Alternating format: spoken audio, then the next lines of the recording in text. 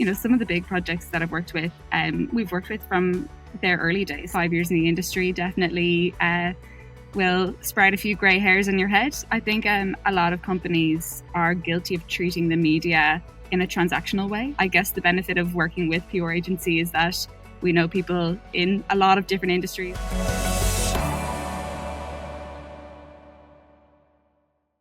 Welcome to Behind the Growth. This is an experimental podcast where amazing guests share some of their tips and tricks behind great projects and startups, including some of their best failures, that's where the fun is, and some of the lessons learned. I'm João, and today we have Maud as our guest. Maud is currently Associate Director at Wachsman, probably the world's biggest public relations agency in the world, focusing on blockchain industry. I had the pleasure to work with Maud in a couple of projects, and she probably has worked in the biggest ones in the industry, even before it was known as Web3. So probably some of those projects were the ones that created the Web3 buzzword as well. Welcome, Maud. How are you today? How are you feeling? Thanks so much, João. Yeah, excited to be here. That's a good summary. It's been an absolutely wild 5 years in blockchain and crypto now, and a lot has changed. Yeah, definitely. I think we met in 2019 or something like that. And yeah, when I talk with people from that time, first of all, I feel old.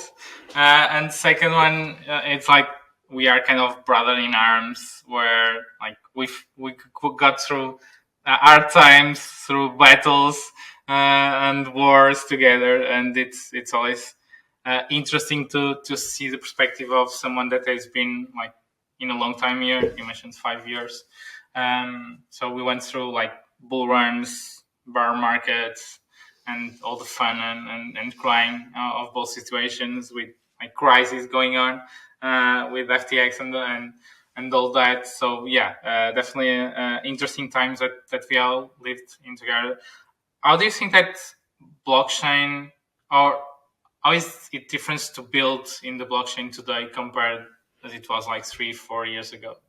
Yeah, it's an interesting question. When I joined, when I fell into blockchain and crypto, it wasn't necessarily a conscious decision, but more of a falling. The projects that we worked with are, we're looking at doing ICOs and raising money. They didn't necessarily have users. There weren't investors that were interested in what they were doing.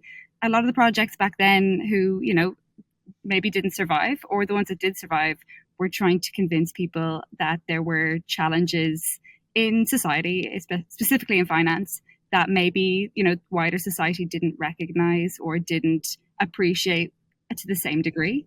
So I definitely think that, back then it was a harder sell. You mentioned the word blockchain and you were met with an eye roll, whereas today there's a lot more interest. Like you said, that we've seen, 2 crypto winters.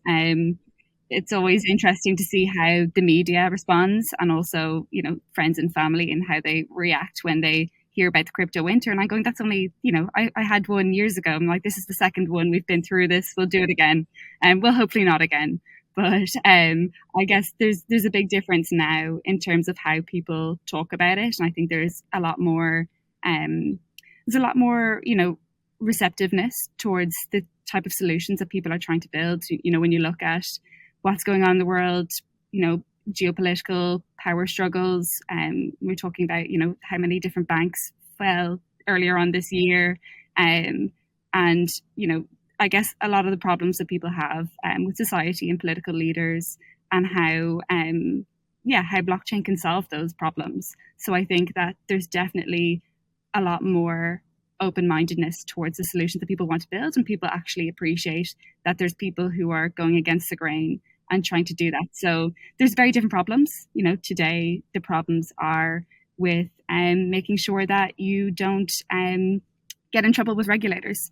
And you're also competing against a lot more players now. Back in 2018, the pool was a lot smaller. So maybe, there was more opportunities to get investment. And, we've seen that fluctuate through the years. But today you're, competing against a much bigger pool of companies.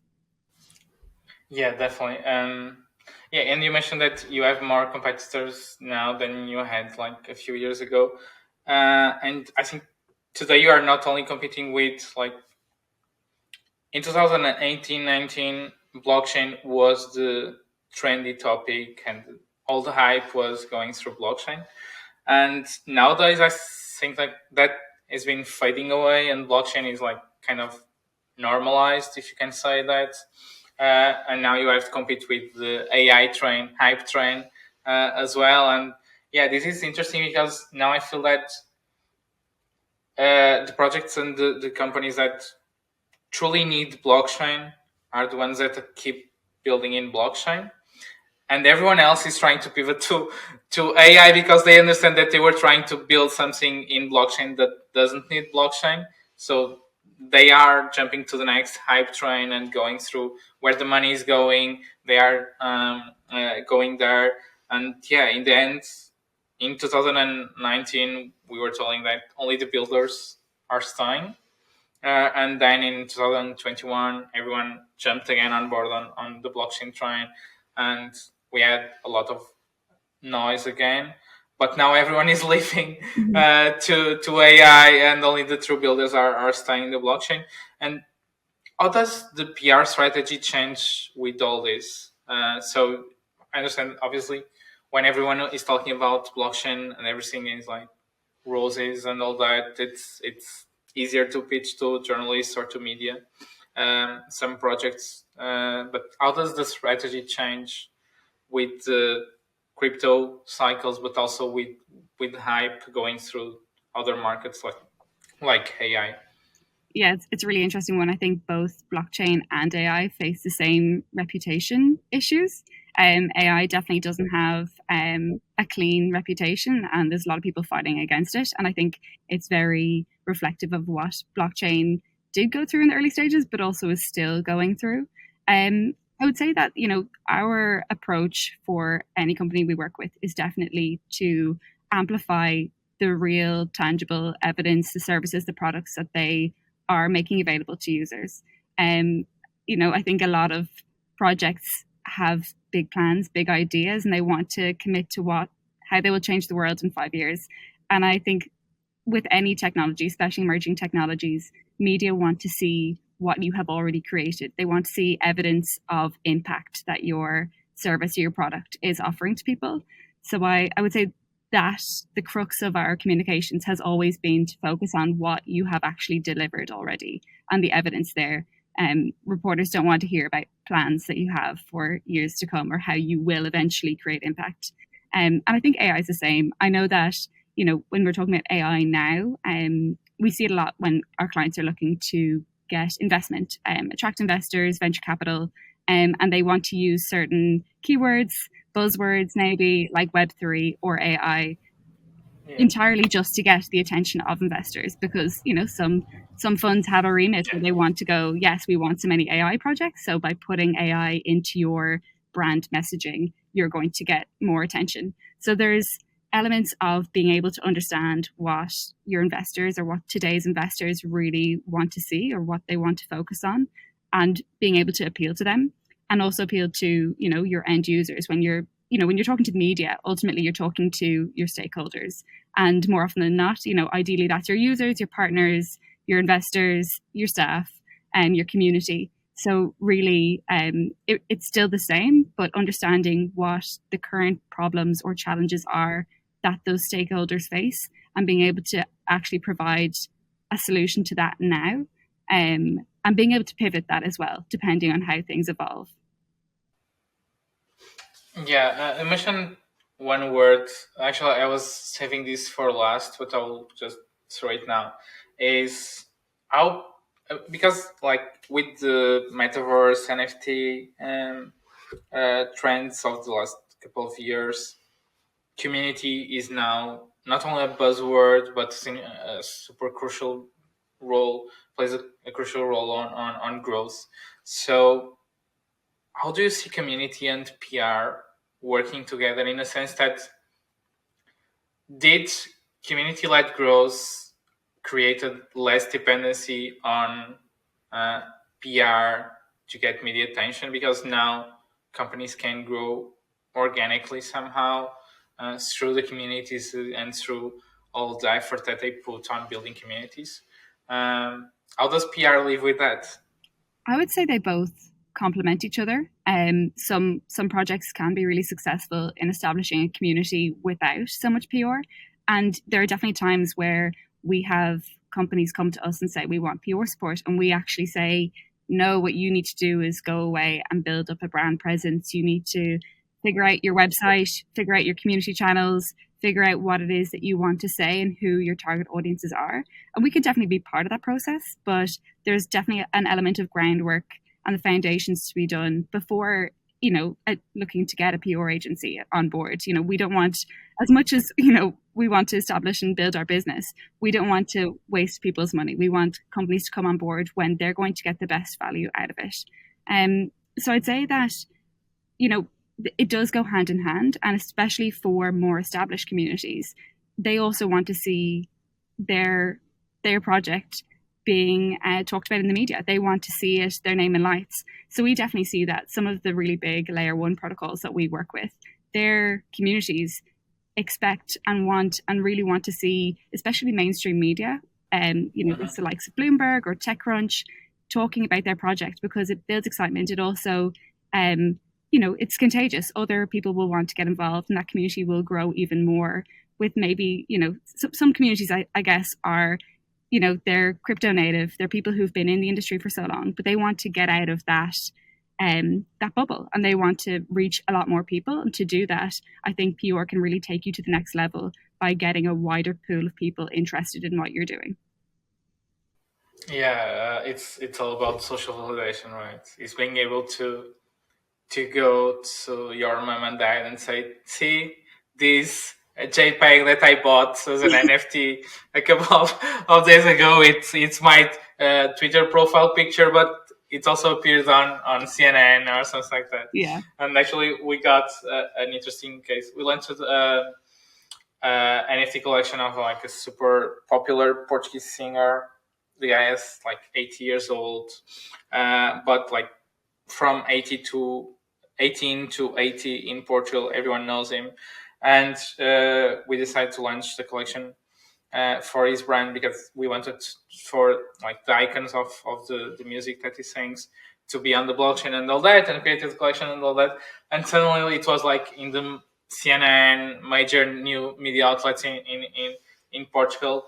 And it was super fun to see like people calling me saying, "Oh, your name is on CNN." yeah, and I was like, "Yeah, exactly. That like my job is a serious job. It's not just JPEGs and crazy ideas on the blockchain."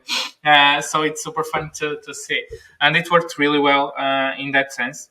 So that's a win that I can remember. But yeah, what wins do you have, or interesting case studies that you have? But also failures, like one idea, not naming anyone, but you were talking, and I was remembering a project that we talked about like a few months ago, that had like a ton of money, great ideas, but they didn't have like a super clear brand or a super strong project. And I was thinking about that project when you mentioned that, yeah, sometimes you need to say no to some customers or potential customers and say, you need to get your stuff together, build, and then when you have a strong brand, a strong sense of what is your mission here, your vision, but also your product, then we can talk about PR. So do you have any examples of major wins of projects that you didn't expect to get coverage, and others that didn't work really well? Yeah. Tell me everything. I can think of the failures more than I can think of the wins. All the wins we always expect to, not that we expect, but we obviously, endeavor that all clients that we have, make it big and have their name in lights as well. So, some of the big projects that I've worked with, we've worked with from their early days. So before they launched their mainnet. So the likes of Filecoin, we launched their mainnet, and that's a really exciting project to be working on, and that we have really developed over the course of years. So it's not necessarily a quick win. It's a thing that where we have established them over a really long time period, and we're seeing their trajectory And the interest, how that has evolved as well from a media perspective. When maybe before their mainnet launch, CoinDesk might have been interested, but now we're getting the Financial Times who actually want to talk to Filecoin. So it's really interesting to see how the media appetite has evolved, and as a result of the kind of the relationship building that we have done on their behalf, and also really building a compelling narrative for the project, making sure that you communicate again the impact of what that will do, not just a platform that exists for a small cohort of people. I guess on the failure side, to not name any names, I guess one critical error that we find projects make is relying too much on paid advertorials and marketing. We often say that marketing is what you say about yourself, but public relations is what other people say about you. So it's all well and good to put out what you want people to say and to pay for ads in media, and that obviously can complement PR as well. But without having the organic conversations and trying to build that brand positioning, it'll always be just you shouting into into the void. Yeah. It needs to go both ways, and you need to really build that relationship and understand what that will look like in a year or 5 years. I think some projects as well, are guilty of being a bit short-sighted, and they want to build their community because they have a token sale coming up, and that's great. But your entire brand shouldn't be hinged on this one really important milestone for your business. But you should be looking much further than that, and considering how you want to be talked about in 5 years' time, and making sure that's consistent and that you're not fluctuating, and that what you're telling to your investors, your stakeholders, isn't changing every 6 months. We need to see like a consistent long-term commitment to what it is that you're delivering. Yeah, you were talking about it, that I was remembering, like challenges of, and it's something that still happens today, the challenges of building a community and building a brand on top of a token sale or an ICO or JPEGs that are trending. Or NFTs that are trending. I won't call it JPEGs anymore, but NFTs that are super trending, because I think that that's a space that evolved tremendously, and now people are focusing on utility more than just cool pictures, and that's super cool to see. But I was thinking like building or start working with a community that was only interested on the price of a token. Mm-hmm. Is one of the most challenging jobs anyone can ever have, because people can drive you crazy on the PR side, on the marketing side, because they are only focusing on the price and not on the long-term strategies. So if you give them a price in 1 week, they will be super happy. But if it dumps in, and the next week they will go crazy and say that they know where you live and they will go and find you. You know that meme, I will find you and I will kill you. So that's one of the biggest challenges, is when you have a brand that is only focused on like the token sale, as you were mentioning, and all your PR, influencer marketing and marketing strategy is focused on that and not on the product that you'll have or you'll build with the money that you're getting from the token sale. It's probably one of the biggest mistakes a lot of companies do, is like just focusing on the short term and not building on the long term, that community and going there. One topic that you mentioned, and I feel that we need to talk about, is paid influencer marketing versus PR, or even paid influencer marketing versus organic acquisition of traffic or for your brand, or awareness for your brand. Because I agree with you. Sometimes if you pay influencers, they will tell you what they will tell to their audience, whatever you want them to tell you. But as soon as the money stops flowing, they will not talk with you again.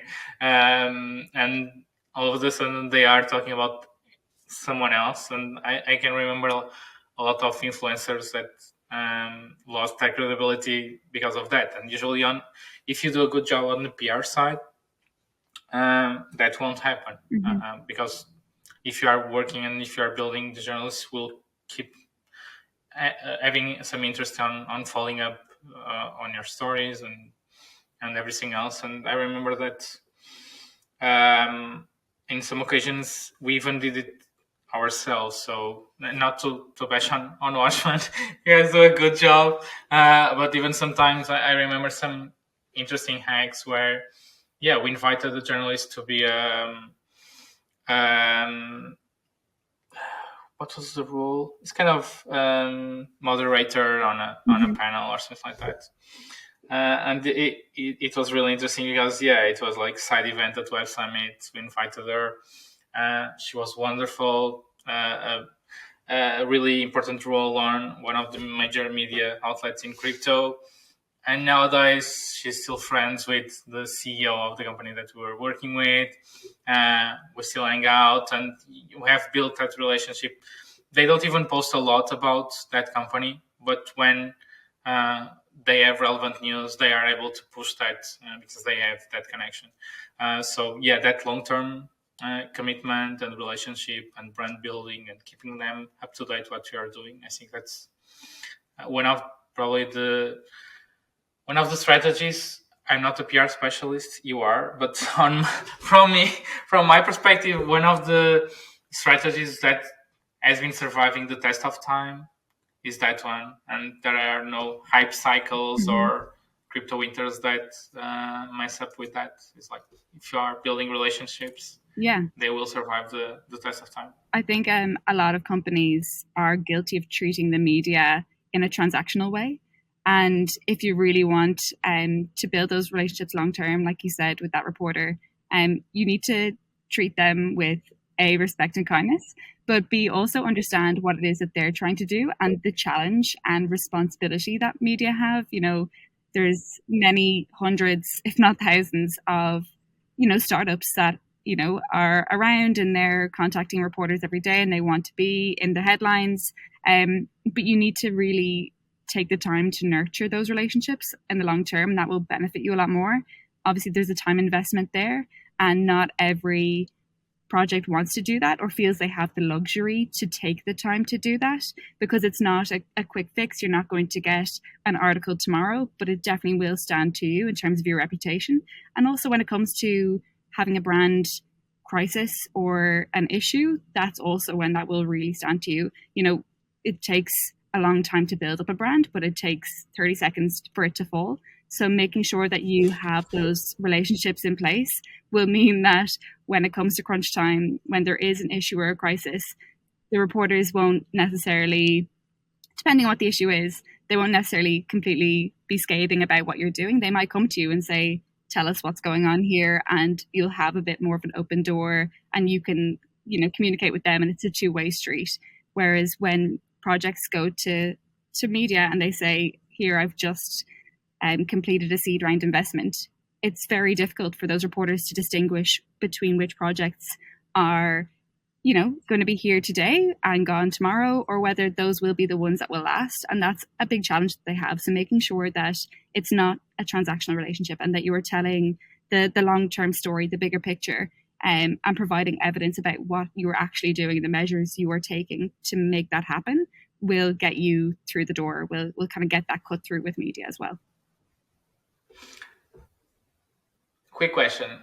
Best way to reach Web3 or any other journalist in 2023? Email or Twitter DMs? Email, Twitter DMs. Or Twitter, actually. Telegram. I guess it depends on the reporter. Everyone is different. They have their own preferences. I would say go and check their author page on the publication that you're looking for. And sometimes it will say it. Sometimes if you check their Twitter, you'll see that the DMs are closed or open, and that is a signal as well. I think going to a publication, you'll find a lot of them will have a team or a contacts page, and you can find either an email alias for a news desk or specific reporters. And basically making sure that if you are going to reach out to them, that you are getting to the point quickly, that you're not sending them a big long essay, that it needs to be really succinct, punchy, and that it's also targeted and relevant to what they write about and what their readers are interested in. So don't send the same pitch that you would send to a CoinDesk or a Cointelegraph that you would send to a Bloomberg or a TechCrunch, making sure that it's really relevant and targeted towards their reporting style. The current landscape. It needs to be timely, it needs to be newsworthy, it needs to be novel. It can't just be a general vision that you have. It needs to be topical and relatable today. Awesome. That's great insights in a short period of time. What about in a more personal level? How do you keep sane on your mental health, and you keep focusing on in times of crises or bear markets or bull runs? How do you keep like the focusing on what you're doing, and how do you keep your productivity up? It's a very interesting question. I'm not sure I even have the answer to that. What I would say is that, 5 years in the industry definitely will sprout a few grey hairs on your head. It's a roller coaster, but that's probably why we're all in it, and why I am not looking to leave. I guess from a work perspective, I'm based in our European headquarters in Dublin, and we have teams across the globe. But only a couple of weeks ago, we got recognised as PR Week's best agency in Europe. So that was a huge bit of recognition that kind of gives you a bit of motivation to keep going and to, realize that what we're doing here is not being done everywhere, and the grass isn't always greener. We also work with really amazing projects and also really visionary founders. And I don't think that other industries have that same level of passion as well. Obviously, there's maybe a balance to be struck there between some of the tribalism in crypto that can go against us and can get a bit of an eye roll from the rest of the world. But we work with clients who are really changing how we will live, work, and play in the next 5 years. And that's not something I will give up anytime soon. Nice. And where do you keep your black book with all journalist contacts? I would love to know that. Are you using Notion or Google Sheets? Where do you keep the most precious possession that you have besides seed keys and all seed phrases and all that? It's all out there. It's all available. You can find anyone. All the reporters we're talking to are out in the world. I guess the benefit of working with PR agency is that we know people in a lot of different industries. We have clients that are in gaming and, music, entertainment, as well as financial services. We work with the government of Gibraltar. So I guess it's by the volume of us and our geographical reach as well means that we just have, a finger on the pulse, and we know people in every single industry and outlet. It seems it's endless. Yeah, I feel that you guys are like, you know the theory that you are always I think it's 6 points of contact from anyone in the world. So if you have a contact with Mod, you are always one or two less points of contact that you need to go through. So that's definitely, and I witnessed that. So yeah, that's definitely true. So yeah, thank you, Mod, for your time. It was lovely to discuss this with you, and I hope you enjoyed as well. It was an absolute pleasure. Thanks, Joe. Awesome. Thank you, Maud. Bye bye.